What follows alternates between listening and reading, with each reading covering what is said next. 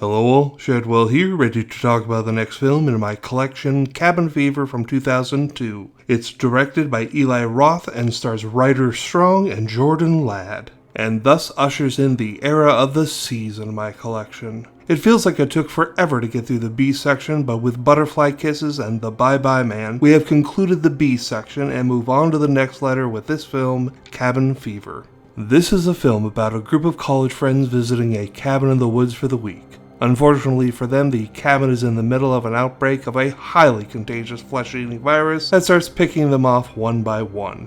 And now that I've explained the brief plot synopsis, I can go into the first thing this film reminds me of whenever I think of its existence, and that is the scene where the girl is shaving her leg and she takes a little too much off. Oh my god, that scene has me clenching my teeth and gripping the arms of my seat very tightly. It never fails to get me. This movie is full of those moments all over the place that are both scary and funny. From the leg shaving scene, to the girl in the shed, to a karate practicing kid that loves pancakes, to the character of party animal cop Winston. Winston, that guy is fucking hilarious. It comes off a bit homophobic in the beginning, and there is an extreme moment of racism, but worry not, because what is perceived as racism is actually just the opposite, but it takes the entire film and into the end credits for the joke to pay off.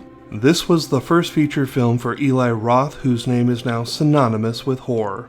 So much so that he has several TV series with his name, like Eli Roth's History of Horror or Eli Roth Presents The Legion of Exorcists. But before all of that, he was impressing the shit out of me with his debut in 2002. I can still remember seeing it the very first showing of the day on the day it opened in theaters, and it did not disappoint. One of the greatest things this film has going for it is the makeup effects work that is all thanks to K&B Effects, who were in a league of their own when they were doing stuff in the 90s and early 2000s.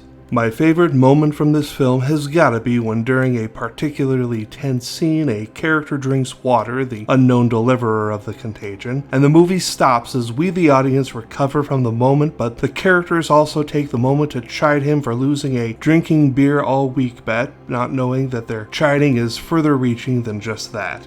I've seen the sequel and the prequel, and they aren't worth it, but I haven't seen the 2016 remake. However, I do hear it's awful. 2002's Cabin Fever is getting an A- from me, and tomorrow it's another cabin, The Cabin in the Woods.